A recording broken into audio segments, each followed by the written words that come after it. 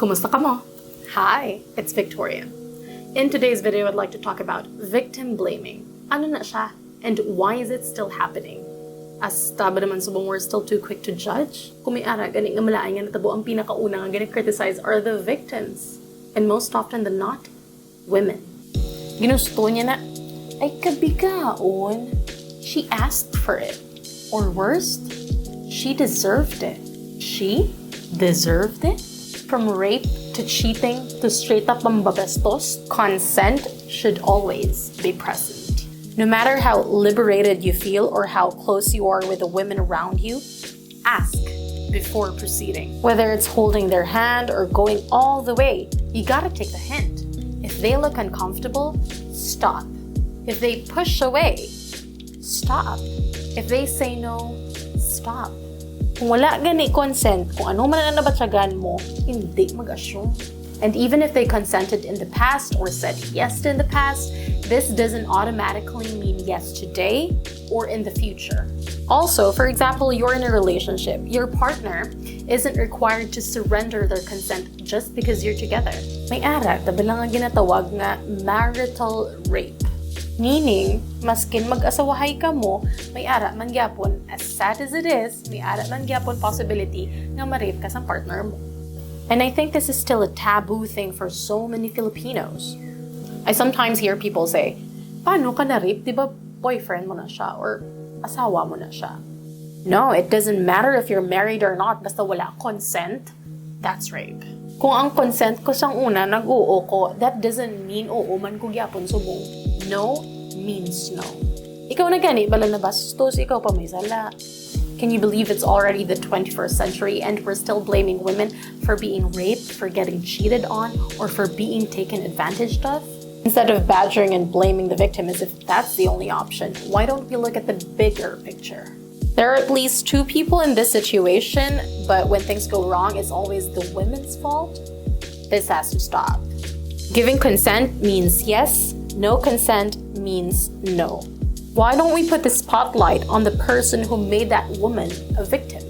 Maskin san open na, there will never be or should never be a valid excuse to do things to people against their will. No means no, not try again. No means no, not try harder. No means no, not saying convince me. No means no. Period. And don't even try to twist no by saying she asked for it.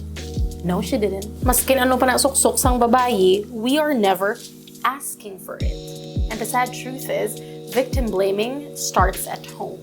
It starts the moment parents tell their teenage kids to put on more clothes, kagambalan sila nga. Ano na suksok mo? Gusto mo magpa-rape? It also starts the moment parents force their children to do things that they don't want to do and argue that kay sila ang mga parents, sila ang masunod. We teach them to hide in fear. What this tells them is that there's something wrong with them and that their shortcomings make them worthy of ill treatment and inappropriate actions. That's just not true. When we do that, we are contributing to a society that looks at women as second-class citizens. A society that steps in women's rights because they're women and because they think they can. And that is not okay. Instead of questioning our daughters' clothes, why don't we teach our sons and the men in our lives to be good men instead?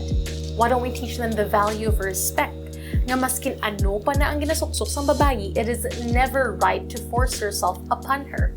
Never do anything without her consent. Also, instead of telling our daughters that if they get raped, it's their fault, why don't we empower them by telling them to call out injustice when they see it and to fight back if they're being stepped on? Ang mga small habits nga encourage them to fight for themselves and to stand up for themselves instead of falling victim to circumstance.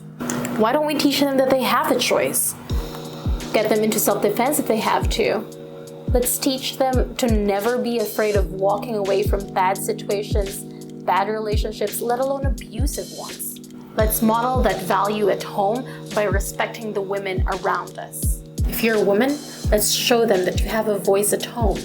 Let's show them by having clear beliefs. Instead of telling our daughters that it'll be their fault if they get cheated on, Why don't we teach them to walk away from uncomfortable situations? Mga babae nga balot na rape man gyapon, so don't tell me it's because of their clothes.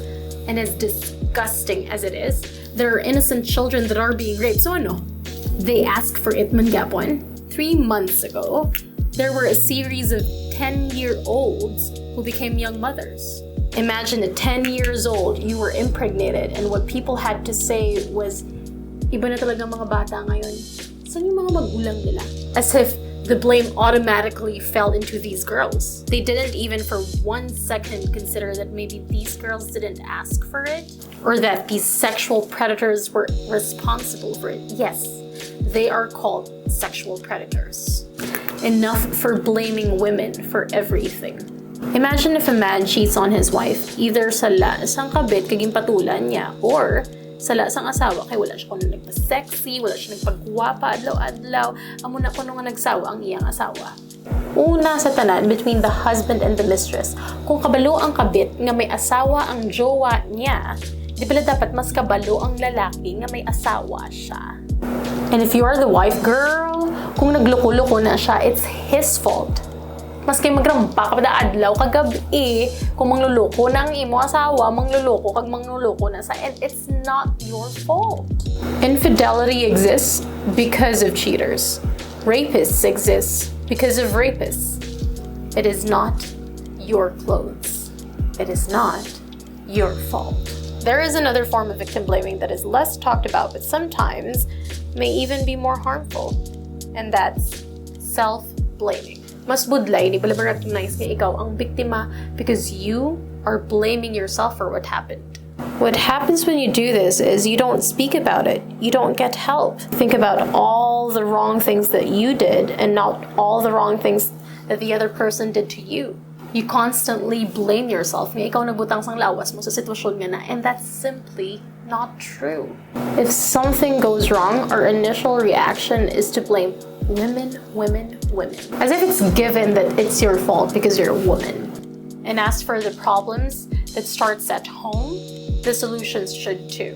Let's educate our children in the importance of boundaries.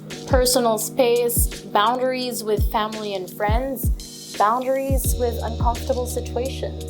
Teach them that saying no is okay and that you respect that decision. Which brings me to my second point. 2. Respect. You'll be surprised by how well kids know themselves and what they want if given the freedom to choose. Kung balaan sa mga kids when to play, what to wear, balaan man na nila when they want to be cuddled, smothered with kisses, hugs. And if they say no, don't force it. Even babies know how to say no. They turn away, they push your hand away, or they shriek. And as a family, your job is not to keep convincing them to say yes. Your job is to model respect at home. No means no, and that should be practiced especially at home. Number 3 is unlearning. I get it. There are a lot of habits that are passed on from one generation to the next, and when they're that deeply instilled in us, it's hard to let them go. And sure, a lot of good values and practices have been passed on, but there are also a lot of concerning practices that we have just gotten used to. Okay lang na ipasa yung mga manupo, ang mga Christmas traditions, but if your family inadvertently practices victim blaming, then you now have a chance to reassess these values and do better for your own children. I think it's time to end those familial traditions that don't serve your children, especially young girls. Kung nasanay ka nga no choice ka when it comes to your parents, then don't make your kids go through the same thing. Give them a choice. How do you know if the traditions you know of promote victim blaming? Kung nagsala ka is the first thing your parents tell you, tikaw, gidbi mo. Or when something's wrong, the initial reaction is, anong ginubra mo? When you find yourself caught up in a bad situation, is your initial reaction to blame yourself? If so, then that is a start of an endless cycle of blaming the victim. And you may want to consider looking into your deep-seated culture. If you're a consenting adult, you're old enough to know if the habits you keep promote victim blaming or not. If you were raised under a roof that it's okay to blame the victim, then know that it's time to correct these habits. Now that we know better, let's do better. And that goes beyond teaching our daughters how to avoid being the victims, and most importantly, teaching our sons and all the men in our lives how to practice respect at all times.